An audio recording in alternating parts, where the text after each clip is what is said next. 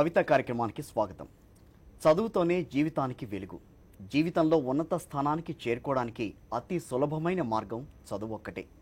కొందరు సరైన career guidance లేక చదువుకున్న చదువుకు చేసే ఉద్యోగానికి పొంతన లేకుండా కాలం వెళ్లదీస్తుంటారు. అందుకే ఇటు చదువుకి అటు ఉద్యోగానికి సంబంధించి సమగ్ర సమాచారాన్ని, నిపుణుల మార్గదర్శకాలను మీకు అందిస్తుంది భవిత. ఇక ఇవాల్టి భవితలో విద్యార్థి దశలో అత్యంత కీలకమైన సమయం, ఓ విధంగా చెప్పాలంటే లైఫ్ టర్నింగ్ పాయింట్ 10వ తరగతి. 10వ తరగతి తర్వాత తీసుకునే నిర్ణయమే విద్యార్థి భవిష్యత్తును నిర్దేశిస్తూ ఉంటుంది. ఉన్నత విద్య దిశగా ముందుకెళ్లేందుకు, ఉద్యోగాలపై దృష్టి సారించేందుకు ఇదే సరైన తరుణం. ఇప్పుడు తీసుకునే నిర్ణయమే భవిష్యత్తుకు బాటలు వేస్తుంది. కాబట్టి 10వ తరగతి తర్వాత ఏ కోర్సులో చేరితే ఎలాంటి అవకాశాలు లభిస్తాయి, ఎలాంటి ప్రణాళికలతో కెరీర్ గ్రోత్ ఉంటుందో ఇప్పుడు ఒకసారి తెలుసుకుందాం. 10వ తరగతి తర్వాత కెరీర్ ప్లానింగ్, ఇంటర్మీడియట్ కోర్సులు, MPC, BiPC, MEC, CEC, HEC, vocational కోర్సులు, మరికొన్ని కోర్సులు కూడా పరిశీలిస్తే ఎన్టీటీఐ, ఇందులో diploma in tool and die making, technical skills, electronics, diploma in computer engineering, mechatronics, manufacturing technology, electrical and electronics, plant engineering, information technology, fashion designing, polytechnic డిప్లొమాలో computer science, mechanical, textile technology, ceramic technology, electrical, diploma in automobile, animal husbandry, information technology. ఇక మరికొన్ని కోర్సులు ఐటీఐలో fitter, mechanical, electrician, electrical, motor mechanism, wireman, refrigeration and air condition mechanism. 10వ తరగతి తర్వాత entrance ద్వారా చేసే కోర్సులు పారామెడికల్, పారామెడికల్లో diploma in medical lab technician, diploma in hospital and food service management, diploma in ophthalmic technology, physiotherapy, ANM. అలాగే entrance ద్వారా చేసే మరికొన్ని కోర్సులు diploma in hotel management, tourism management, accountancy, industrial and management, diploma in leather technology, music, dance కోర్సులు. అలాగే certificate కోర్సులు DTP, Tally, graphic design, computer hardware. 10వ తరగతి అర్హతతో సాధించే ఉద్యోగాలు స్టాఫ్ సెలక్షన్ కమిషన్, రైల్వే శాఖ, అటవీ శాఖ, డిఫెన్స్ అంటే రక్షణ శాఖ. 10th తర్వాత కెరీర్ ఎలా ప్లాన్ చేసుకోవాలి, లైఫ్లో త్వరగా సెటిల్ అవ్వడానికి ఎలాంటి కోర్సులు ఎంచుకోవాలి తదితర విషయాలు తెలియజేయడానికి శ్రీ గాయత్రి విద్యా సంస్థల చైర్మన్ పివిఆర్కే మూర్తి గారు ప్రస్తుతం మన స్టూడియోలో ఉన్నారు. వారిని అడిగి మరిన్ని విషయాలు తెలుసుకుందాం. నమస్తే మూర్తి గారు, వెల్కమ్ టు భవిత. 10th అనగానే ఒక టర్నింగ్ పాయింట్. 10th తర్వాత ఏం చదవాలి? చాలా కోర్సులు కనిపిస్తూ ఉంటాయి. పాలిటెక్నిక్ వైపు వెళ్దామా, ఇంటర్మీడియట్ చదువుదామా, ఎంపీసీ, ఇంటర్మీడియట్లో ఎంపీసీ, నా ఫ్రెండ్ ఎంపీసీ చదువుతున్నాడు, నా ఫ్రెండ్ ఇంకోడు బైపీసీ చదువుతున్నాడు అన్న ఒక రకమైన డైలమాలో ఉంటారు అందరూ కూడా. ఇంట్లోనే పేరెంట్స్ వరే నువ్వు ఇంజనీరింగ్ కావాలంటే ఎంపీసీనే చదవాలని వాళ్ళ మీద ఒక రకమైన ఒత్తిడి. ఓ పక్కనేమో సెంట్రల్ సిలబస్తో కూడుకున్న ఎగ్జామ్స్ అన్నీ నడుస్తున్నాయి ఈ రోజుల్లో. సో అలాంటి ఒక తరుణం ఉన్నప్పుడు వాడు ఒక డిసైడ్ చేసుకోలేని పరిస్థితుల్లో ఏది బాగుంటుంది, 10th చదవాలంటే ఏ సబ్జెక్ట్లో వెళ్తే ఎటువంటి ఉపాధి అవకాశాలు ఉంటాయి, వీటన్నిటి మీద ఒకసారి. సో 10th అయిపోయిన విద్యార్థులు ఆల్మోస్ట్ క్రాస్ రోడ్స్ దగ్గర ఉన్నారు. సో క్రాస్ రోడ్స్లో తుది గమ్యం ఎటువైపుకి అనేది ఆ ట్రావెల్ చేయటం అనే దగ్గర తీసుకునేటప్పటికి విద్యార్థి మొదటగా ఆలోచించుకోవాల్సింది ఫస్ట్ థింగ్, ఇటు పాలిటెక్నిక్ కోర్సుల వైపుకి వెళ్ళడమా, లేక ఫ్యూచర్ కోర్సెస్ ఇంకా కంటిన్యూ చేసుకోవడానికి ఇంటర్మీడియట్ కానీ లేక +1 వైపు వెళ్ళడమా. సో మరి ఎటువంటి విద్యార్థి పాలిటెక్నిక్ వైపు వెళితే బాగుంటుంది, ఎటువంటి విద్యార్థులు అదర్ టైప్ ఆఫ్ కోర్సెస్కి వెళితే అంటే ఇంటర్మీడియట్ వాటికి వెళితే బాగుంటుంది అని అంటే, సో గతంలో పాలిటెక్నిక్ అని చెప్పి అనేది అది ఉద్యోగం కోసం అనేది ఒక పార్ట్ అయితే, రెండోది వచ్చేటప్పటికి ఇంజనీరింగ్ చేరడానికి అనదర్ వే అంటే ఒక లూప్ లైన్ లాగా వాడుకునేవాళ్ళు. కానీ నేడు అసలు ఆ లూప్ లైన్ లాగా వాడుకోవాల్సిన అవసరం లేదు. కారణం ఇంటర్మీడియట్ అయిపోయిన తర్వాత కూడా వాళ్ళు రైట్ రాయల్గా డైరెక్ట్గా మన ఇంజనీరింగ్ సెక్టర్కి వెళ్ళడానికి కావాల్సిన సీట్లు ఉన్నాయి. ఆ విధంగా లూప్ లైన్ యొక్క నీడ్ ఈరోజు లేదు సమాజంలో. సో కాబట్టి ఇక విద్యార్థి అసలు పాలిటెక్నిక్ నేను వెళ్ళాలి అని అనుకుంటే దేనికి వెళ్ళాలి అని అంటే ఒకే ఒక్క అంశం మీద వెళ్ళాలి. ఆ విద్యార్థి ఏంటంటే తన కుటుంబ పరిస్థితులు కొంచెం ఇబ్బందికరంగా ఉంటే, ఆర్థికంగా కొంచెం ఇబ్బందికరంగా ఉన్నప్పుడు, సో ఖచ్చితంగా నేను ఒక 3 సంవత్సరాల లోపల నేను నా కుటుంబానికి సహాయపడే విధంగా రావాలి, ఏదో ఒక జాబ్లో నేను సెటిల్ అవ్వాలి అన్న ఒక గట్టి నిర్ణయంతో ఉంటే అటువంటి విద్యార్థులందరూ కూడా పాలిటెక్నిక్ వైపు వెళ్ళడమే బెటర్ అవుతుంది. సో పాలిటెక్నిక్లో కూడా అగ్రికల్చర్ సైడ్ ఉన్న దానికి కొంత ప్రాధాన్యత ఈరోజు ఎక్కువగా ఉంది. సో అటువంటి కోర్సులకు వెళ్ళడం ద్వారా డెఫినెట్గా విద్యార్థికి 3 సంవత్సరాల తర్వాత జాబ్ వచ్చే అవకాశం ఉంది. అయితే ఆ విద్యార్థి ఆలోచించుకోవాల్సింది ఏంటంటే లాంగ్ రన్, అంటే లైక్ తను ఆ తర్వాత ఏ స్థానం వరకు వెళ్తాను, సో ఫైనల్గా నేను గోల్ ఏంటి, నా ఆబ్జెక్టివ్ ఏంటి అనే దగ్గర వచ్చేటప్పుడు మాత్రం వాళ్ళు ఒక స్థాయి వరకు పెరగడానికి అవకాశం ఉంది. కానీ ఆ స్థాయి తర్వాత ఒక స్టాగ్నేషన్ అనేది ఉంటుంది. దానికి ప్రిపేర్ అయ్యి పాలిటెక్నిక్ వైపుకి వెళ్ళాలి. సో అలా కాదు, కొంతవరకు మన ఫ్యామిలీ సర్కమ్స్టెన్సెస్ బాగా సపోర్ట్ చేస్తాయి అనుకున్న విద్యార్థులు సో ఇక 10th తర్వాత అని చెప్పనంటే ఇక ఇంటర్మీడియట్ వైపుకి. అయితే అటు ఇటు కాకుండా ఉన్న కొద్దిమంది విద్యార్థులు కూడా ఉంటారు. సో వాళ్ళు ఏం చేద్దామని అనుకుంటారంటే 10th అయిపోయిన తర్వాత ఏదో ఒక జాబ్ సైడ్ వెళ్ళాలి. కానీ 10th అయిపోగానే ఒక జాబ్ సైడ్ అని చెప్పినది that's not an easy task. And ఒకవేళ వెళ్తాము అని చెప్పినా కూడా ఏదో అటెండర్ లాంటి ఉద్యోగాలకే పరిమితం అవుతున్నారు తప్పించి అంతకంటే పెరగడానికి అవకాశాలు లేవు. సో దానికి లేవు కాబట్టి ఏం చేస్తున్నారు విద్యార్థులు ఎక్కువగా, సో ఏదో మన మల్టీమీడియానో ఇంకొకటనో ఒక 6 months 3 months కోర్సెస్ వైపు వెళ్ళడానికి మొగ్గు చూపుతున్నారు. కానీ ఈ 3 months 6 months కోర్సెస్ అని చెప్పిన దగ్గర విద్యార్థికి కావాల్సిన ప్రావీణ్యత అని చెప్పినది రావటంలా, అంటే లైక్ బేసిక్ ఎడ్యుకేషన్ లేక ఆ ప్రావీణ్యత రావటంలా. ఆ విధంగా ఉన్న విద్యార్థులు అంటే 10th తర్వాత నాకు ఇమ్మీడియట్గా ఒక జాబ్ అనేది ఓరియంటేషన్ వెళ్తే అటువంటి వాళ్ళు ఇంకా హోటల్ మేనేజ్మెంట్ లాంటి దాంట్లో డిప్లొమా లాంటి కోర్సెస్ ఉన్నాయి. సో 6 months 1 year అని చెప్పిన సర్టిఫికేషన్ కోర్సెస్ లేదా డిప్లొమా కోర్సెస్ అటువంటి వాటికన్నా కొంతవరకు వెళితే కొద్దిగా ఉపాధి అవకాశాలు కొంతవరకు దొరకవచ్చు. సో అది ఒక సెక్టర్ అవుతుంది. ఇక నెక్స్ట్ మేజర్ సెక్టర్ ఎక్కడ వస్తున్నారు అని చెప్పారంటే అంటే ఆల్మోస్ట్ మనకు ఒక 100 మంది పిల్లలు ఉన్నారు అనుకుంటే నేను చెప్పిన ఈ డిస్కషన్ అంతా కూడా ఒక 10% మంది విద్యార్థుల వరకు ఈ డిస్కషన్ జరుగుతుంది. రిమైనింగ్ 90% మంది విద్యార్థులు కూడా ఇంకా ఫర్దర్ హైయర్ స్టడీస్ అట్లీస్ట్ మేము గ్రాడ్యుయేషన్ చేయాలి లేక పోస్ట్ గ్రాడ్యుయేషన్ చేయాలి, ఇంకా జీవితంలో ఒక ఉన్నతమైన స్థానంలో స్థిరపడాలి అన్న ఉద్దేశంతో ఎక్కువ మంది ఉంటున్నారు. సో ఈ విద్యార్థులందరికీ కూడా ఉన్న నెక్స్ట్ క్వశ్చన్ 11th క్లాస్ అంటే ఇంటర్మీడియట్కి వెళ్ళాలి. 10th తర్వాత further studies continuation. So intermediate అని అనగానే మళ్ళీ ఎక్కువ మంది విద్యార్థులు ఒక 2 ఆస్పెక్ట్స్ దగ్గర కన్ఫ్యూజన్ వస్తుంది. ఒకటి, ఇప్పుడు ఇంటర్మీడియట్ అయిపోయిన తర్వాత ఇంటర్మీడియట్లో నేను ఏ గ్రూప్ తీసుకున్నా కూడా సో ఫైనల్గా 2 years ఇంటర్మీడియట్ అయిపోయిన తర్వాత జాతీయ స్థాయిలో ఉన్న ఏదో ఒక పోటీ పరీక్ష ద్వారానే తన లైఫ్లో ఏం కావాలో ఆ పరీక్ష వైపుకి వెళ్తున్నారు. అంటే ఇప్పుడు ఉదాహరణకి ఒకవేళ మెడికల్ స్ట్రీమ్ వైపు వెళ్ళదలుచుకున్నారు, ఆ విద్యార్థులు అందరూ రాయటానికి వాళ్ళు ఉన్న ఏకైక ఎగ్జామినేషన్ నీట్ మాత్రమే. ఆ నీట్ అనేది జాతీయ స్థాయి పోటీ పరీక్ష CBSE అనేది కండక్ట్ చేస్తుంది. సో అదే విధంగా MPC విద్యార్థులు తీసుకుంటున్నారు, అంటే ఇంజనీరింగ్ స్ట్రీమ్లో వెళ్ళదలుచుకున్నారు. సో ఇప్పటి వరకు ఇంజనీరింగ్ స్ట్రీమ్ అని చెప్పారంటే దాదాపుగా 16-17 లోకల్ ఎగ్జామినేషన్ జరుగుతున్నాయి. సో కానీ రేపు నుంచి అంటే 2018 నుంచే సో మనకు సెంట్రల్ గవర్నమెంట్ ఆల్రెడీ ఒక సింగిల్ ఎగ్జామినేషన్ అనే జీవో కూడా పాస్ చేశారు. సో ఆ ఎగ్జామినేషన్ పేరు కూడా రాబోతున్నది నీతి అనే పేరు పెడుతున్నారు, అంటే national eligibility cum entrance test in engineering. So కాబట్టి ఆ నీతి అనేది కూడా మళ్ళీ ఎవరు కండక్ట్ చేయబోతున్నారంటే CBSE బోర్డే కండక్ట్ చేస్తుంది. సో కాబట్టి ఇప్పుడు అది ఇంజనీరింగ్ స్ట్రీమ్కి వెళ్ళాలన్నా CBSE బోర్డే కండక్ట్ చేస్తుంది, మెడికల్ స్ట్రీమ్కి వెళ్ళాలన్నా CBSE బోర్డే కండక్ట్ చేస్తుంది. అదేవిధంగా MEC CEC లాంటి వాటికి వెళ్ళిన పిల్లలు కూడా మాట్లాడుకుంటూ వస్తే ఇటు లా అటువంటి వాటి చేరడానికి క్లాట్ అనేది నేషనల్ లెవెల్ ఎగ్జామినేషన్ అయింది. సో లేదా ఈ MEC ఇటు వైపు ఉన్నప్పుడు ఒక ఆడిటర్గా సెటిల్ అవ్వాలి అని చెప్పిన విద్యార్థులు కూడా ఆ CPT అన్న స్థానంలో CA ఫౌండేషన్ అన్నమాట కూడా జాతీయ స్థాయి, అంటే ఇవన్నీ కూడా జాతీయ స్థాయిలో పదాలు వినపడుతున్నాయి. జాతీయ స్థాయి పోటీ పరీక్షలు అవుతున్నాయి కాబట్టి ఆ సందర్భంలో సిలబస్ కూడా మనం 10th వరకు స్టేట్ బోర్డులో ఉండి కూడా ఇంటర్మీడియట్ మనం CBSEకి వెళ్ళిపోతే అన్నది ఒక ప్రశ్న. అలాగే రెండో ఆస్పెక్ట్లో 10th క్లాస్ వరకు నేను CBSEలో వచ్చాను, సో ఇంటర్మీడియట్లో స్టేట్ బోర్డుకి వెళితే గతంలో చాలా లాభం జరిగేది స్టేట్ బోర్డుకి వెళితే, సో కాబట్టి స్టేట్ బోర్డుకి వెళితే లాభం ఉందా అన్న దగ్గర కూడా కొన్ని అంశాలు. కానీ ఇక్కడ నా ఉద్దేశం అయితే మాత్రం వాళ్ళు ఏ బోర్డులో ఉన్నా వాళ్ళకు వచ్చే లాభం నష్టం పెద్ద ఎక్కువగా ఏం లేదు. కారణం ఏంటని చెప్పనంటే మనకి 2012లోనే కాప్సీ అని చెప్పిన ఒకటి ఫామ్ అయ్యి సో కామన్ సిలబస్ అనేది ఫ్రేమ్ చేసుకున్నారు.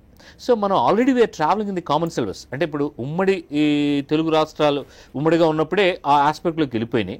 2018కి వచ్చేటప్పటికి సెంట్రల్ గవర్నమెంట్ కూడా all states have to adopt this syllabus అనేది ఉమ్మడి సిలబస్ ఇస్తున్నాయి. ఉమ్మడి సిలబస్ ఇస్తున్నాయి కాబట్టి బోర్డ్స్ ఏ రూపంలో ఉన్నా ప్రమాదం లేదు. అయితే ఒకటే చిన్న అంశం జాగ్రత్తగా గుర్తుపెట్టుకోవాల్సింది ఏంటంటే CBSEలో అయితే 12th క్లాస్లో మాత్రమే పరీక్ష ఉంటుంది. సో అదే స్టేట్ బోర్డ్ అయినప్పుడు వాళ్ళకి 11th క్లాస్లోనే ఎగ్జామ్ ఉంటుంది, 12th క్లాస్లోనే ఎగ్జామినేషన్ ఉంటుంది. దానివల్ల ఏంటంటే సెకండ్ ఇయర్. సో కాబట్టి విద్యార్థికి పరీక్ష ఉంటుంది అని చెప్పినప్పుడు దాని మీద ఫోకస్ కొంత డెఫినెట్గా బెటర్గా ఉంటుంది. అలా కాకుండా పరీక్ష నీకు సెకండ్ ఇయర్లో సెకండ్ హాఫ్కి సంబంధించింది మాత్రమే, అంటే సిబిఎస్ఈలో SA2 అంటాం, SA2 సిలబస్కి మాత్రమే అని అంటే ఆల్మోస్ట్ వాళ్ళు దాదాపు 24 నెలల్లో 18 నెలలు స్టూడెంట్ ఎగ్జామినేషన్ లేదు, ఆఖరి 6 నెలల ఎగ్జామినేషన్ అనేటప్పటికీ విద్యార్థిని మోటివేట్ చేసుకుంటూ రావడం అనేది ఈ ఎవరికైనా అంటే ఒక ఎడ్యుకేషన్ సెక్టర్లో ఉన్న ఎవరికైనా కూడా దట్ ఈ డిఫికల్ట్ టాస్క్. అదొక్కటి చేయగలము అని అనుకుంటే డెఫినెట్గా వాళ్ళు స్టేట్ బోర్డులో కంటిన్యూ అయినా సిబిఎస్ఈ బోర్డులో కంటిన్యూ అయినా ఎటువంటి ఇబ్బంది ఉండదు. నెక్స్ట్ ఆస్పెక్ట్కి వచ్చేటప్పటికి అది ఏ స్ట్రీమ్కి వెళ్ళాలి, ఏ స్ట్రీమ్కి వెళ్ళాలి అనే దగ్గర కూడా విద్యార్థులు ఇప్పుడు ఎక్కువగా ఏం చేస్తున్నారంటే, ఇందాక మీరు ఒక పదం వాడారు, సో ఒకళ్ళు వెళితే అటు కూడా అంటే పీర్ గ్రూప్ ట్రావెల్ అనే మాట వాడుతున్నాం.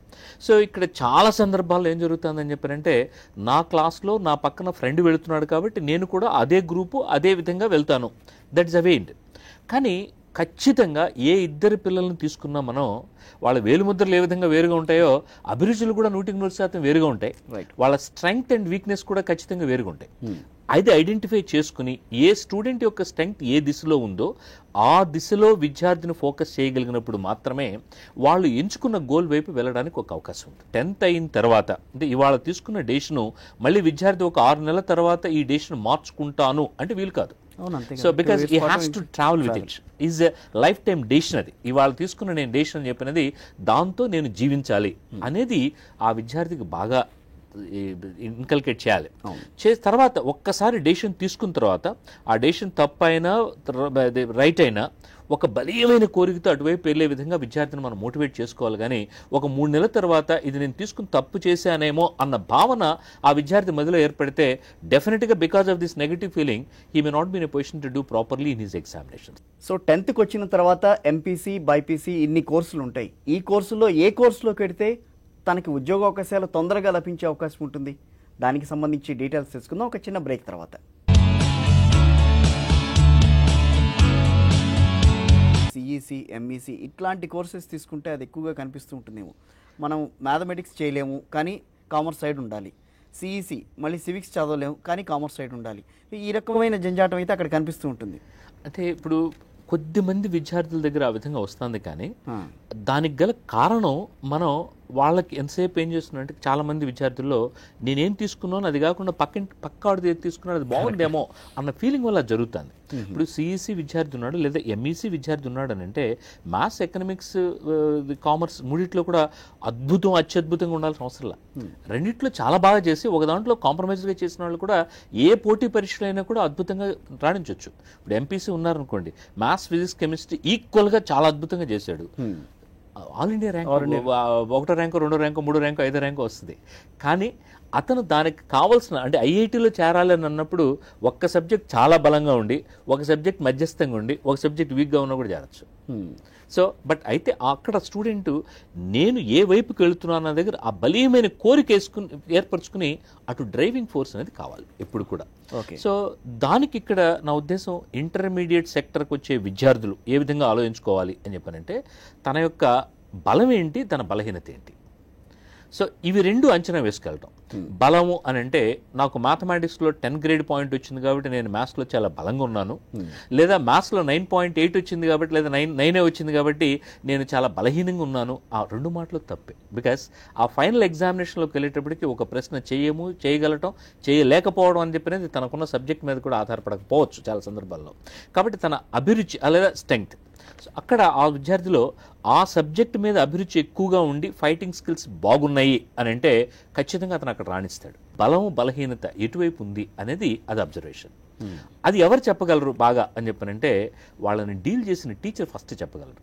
ఓకే, ఆ టీచర్కి ఓపెన్గా మాట్లాడించగలిగితే ఖచ్చితంగా ఈ విద్యార్థుల యొక్క బలం, బలహీనత ఎక్కడ ఉందనేది చూసుకుని ఆ దిశలో వెళ్ళాలి. లేదు కాస్త బ్రాడ్గా చెప్పండి అన్న మాటగా అడిగితే ఎలా చెప్పొచ్చు అంటే జనరల్గా ఇప్పుడు మనం ఒకవేళ మార్కుల పరంగానే అంటే వీళ్ళకి గ్రేడ్ పాయింట్స్ ఉన్నా కూడా విద్యార్థులకు ఇంటర్నల్ ఎగ్జామినేషన్ జరుగుతున్నాయి కాబట్టి మార్కులు తెలుసు ఎలా ఉన్నారని చెప్పిన దగ్గర పేరెంట్కి కూడా అవగాహన వస్తుంది.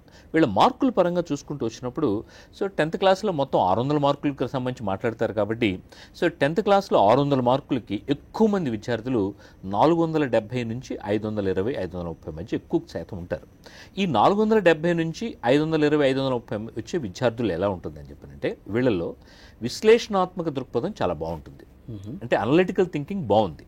అయితే ఈ విద్యార్థుల్లో కష్టపడే తత్వం లోపించుంటుంది. అంటే వీళ్ళు మనకు చూస్తే ఇంటికి రాగానే హోంవర్క్ చేయమని చెప్పనన్నా కూడా 2 నిమిషాల్లో హోంవర్క్ చేసి బయట పరిగెత్తి నేచర్లో ఉంటారు తప్పించి, అంటే వాళ్ళ ఏజ్ గ్రూప్ అదే కాబట్టి సో ఉంటారు. కానీ బుక్కు అంటుకుని వీళ్ళనంత తక్కువ టైం స్పెండ్ చేయడానికి ఆ పిల్లలు ఎక్కువగా ఇష్టపడుతుంటారు. అటువంటి పిల్లలు డెఫినెట్గా ఎంపీసీ వైపు బాగా రాణిస్తారు.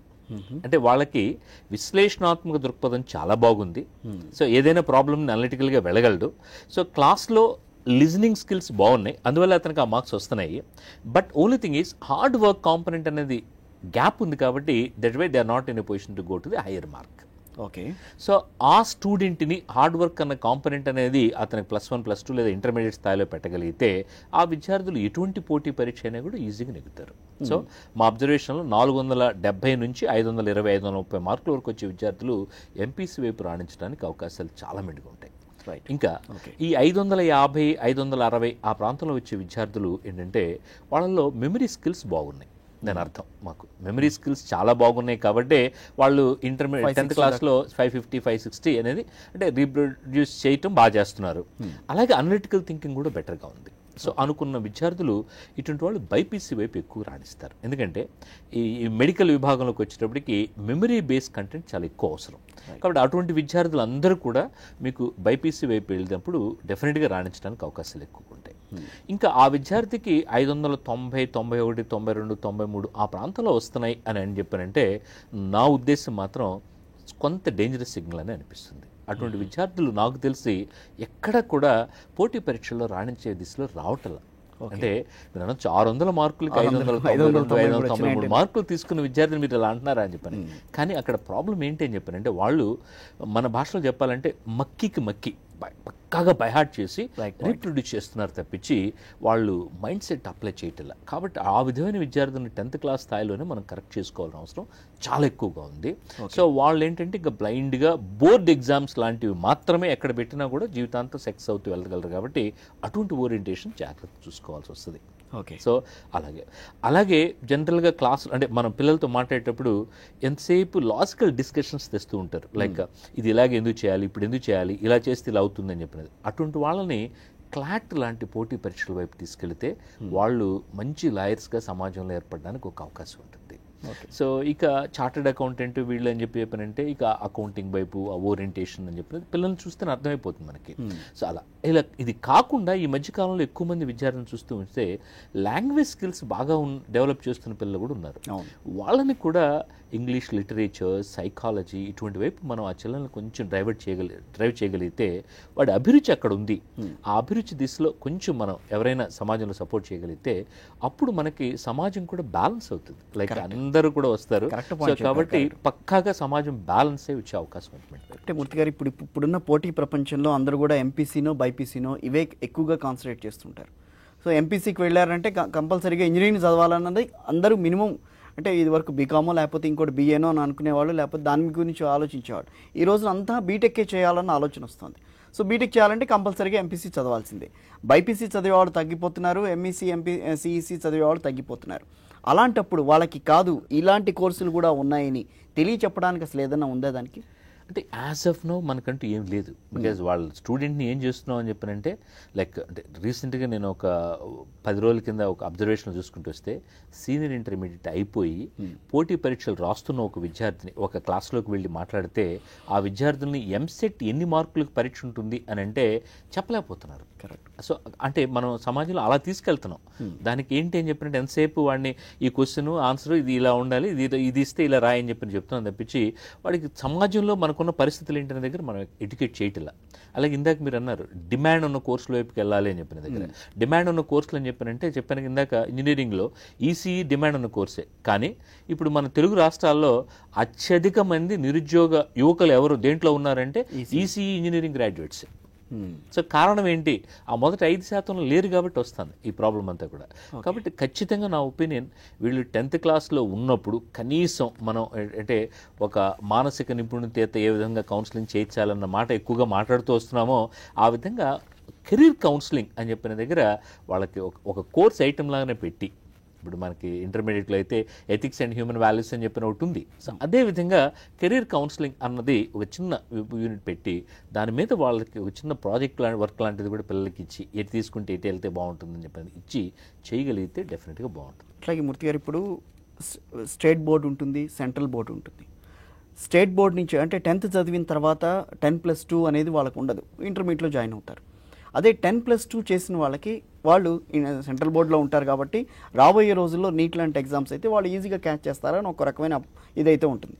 సో ఇప్పుడు 10th చదువుతున్నప్పుడు వాళ్ళు సెంట్రల్ వైపు వెళ్తే బాగుంటుందా, లేకపోతే స్టేట్కి సంబంధించిన వ్యవహారాల మీదే వాళ్ళు ఇంటర్మీడియట్ చేయడం బాగుంటుందా? ఏ రకంగా దాన్ని చూస్ చేసుకోవాలి? దానికి ఉన్న ఇబ్బందులు ఏంటి, దానికి ఉన్న ప్లస్లు ఏంటి అసలు? అంటే ఇప్పుడు గతంలోకి వచ్చేటప్పటికి మన examination pattern, CBSE examination pattern, board examination pattern చాలా తేడా ఉండేది. ఓకే. సో ఈ తేడా వలన వీలైనంత వరకు ఆ సెంట్రల్ బోర్డు దానికి వెళ్ళమనే మాట వాడేవాళ్ళం. కారణం ఏంటంటే అక్కడ వచ్చేటప్పటికి ప్రశ్న ఊరికి ఈ ప్రశ్న ఈ సమాధానాన్ని కాకుండా విశ్లేషణాత్మకంగా ప్రశ్నలు ఉండేవి. డిస్క్రిప్టివ్ కూడా విశ్లేషణ ఉన్న విద్యార్థి రాయగలిగే విధంగా ఉండేవి. కానీ ఇప్పుడు మనకి 3 years బ్యాక్ ఎప్పుడైతే సిసిఈ ప్యాటర్న్ లోకి మనం వెళ్ళామో 10th క్లాస్, డెఫినెట్ గా మన examination system 10th class examination system CBSE examination pattern అవి రెండు కోయిన్సిడ్ అవుతున్నాయి. అందువల్ల మన పిల్లల్లో కూడా ఆ విశ్లేషణాత్మక దృక్పథం వచ్చింది. సో కాబట్టి వీళ్ళు సెంట్రల్ సిలబస్కి పోయినా లేక సెంట్రల్ వాళ్ళు స్టేట్కి వచ్చినా ఎటువంటి ఇబ్బందులు ఇప్పుడు జరగవు. ఓకే. అడ్వాంటేజ్ డిసడ్వాంటేజ్ అని చెప్పినంటే ఒకే ఒక్క పాయింట్ దగ్గర అడ్వాంటేజ్ స్టేట్ సిలబస్తో ఏంటి అని చెప్పినంటే 11th క్లాస్ ఎగ్జామినేషన్ ఉంది కాబట్టి విద్యార్థి ఏ రోజు తాను నెగ్లెక్ట్ చేసుకోడు, రైట్? సో ఆ ఫోకస్ అనేది ఎప్పుడు ప్రాపర్గా వెళ్తూ వస్తుంది.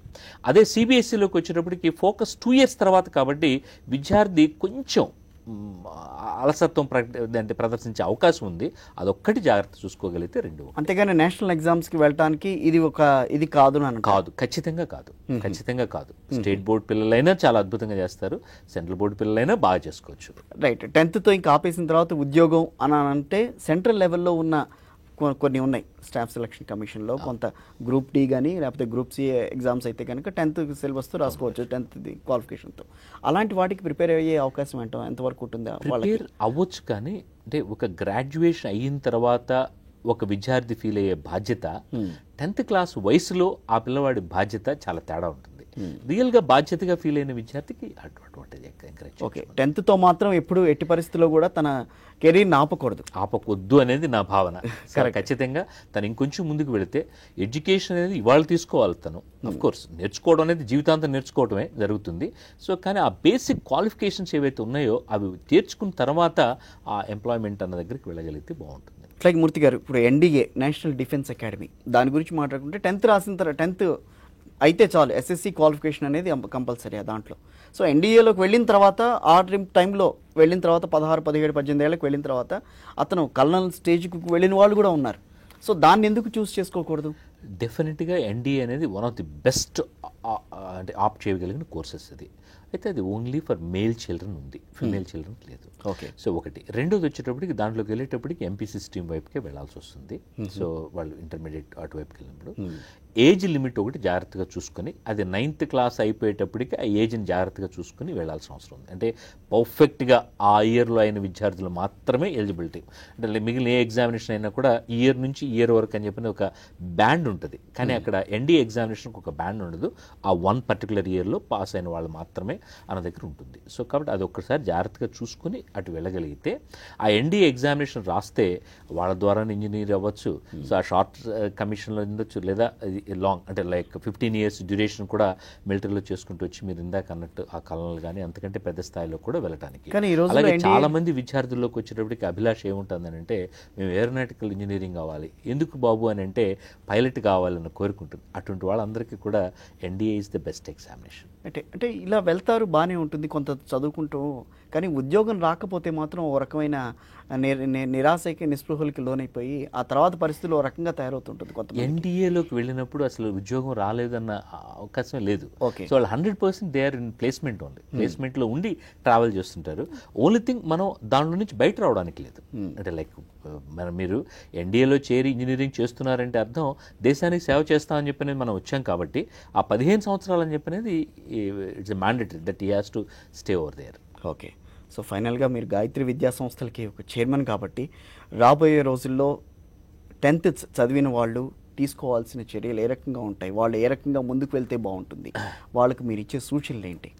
సో 10th అయిపోయిన ఏ విద్యార్థి అయినా కూడా చూసుకోవాల్సింది తను ముందు తన ఏం కావాలనుకుంటున్నాడు అనేది ఒకసారి జాగ్రత్త చెక్ చేసుకోవడం. ఫస్ట్ లైన్ లైక్ తను ఒక కలెక్టర్ అవ్వాలనుకుంటున్నాడా, లేక ఒక ఇంజనీర్ అవ్వాలనుకుంటున్నాడా, లేక ఒక డాక్టర్ అవ్వాలనుకుంటున్నాడా, ఒక లాయర్ అవ్వాలనుకుంటున్నాడా అనేది మొదట తను డిసైడ్ చేసుకుని ఆ దిశలో ఒక బలీయమైన కోరికగా ఏర్పరచుకొని తన యొక్క బలము బలహీనతలు ఏంటి అనేది అంచనా వేసుకుని ఆ బలాన్ని స్ట్రెంగ్తన్ చేసే దిశలో ఈ గ్రూప్స్ని తీసుకుంటూ సో ఆ కాలేజ్ వైపు కానీ వాటి వైపు కానీ వెళ్ళటం మొదలు పెడితే డెఫినెట్గా ఆ ఏజ్లో వాళ్ళు అనుకుంటే బలంగా నేను ఇది కావాలని అనుకుంటే 10th క్లాస్ వరకు వాళ్ళ స్థాయి ఏ విధంగా ఉన్నా కూడా ఇక్కడ బలంగా తన మనసులో ఆ భావనగా నేర్పరచుకోగలిగితే ఖచ్చితంగా వాళ్ళ జీవితంలో ఒక ఉన్నత స్థాయికి వెళ్తారు.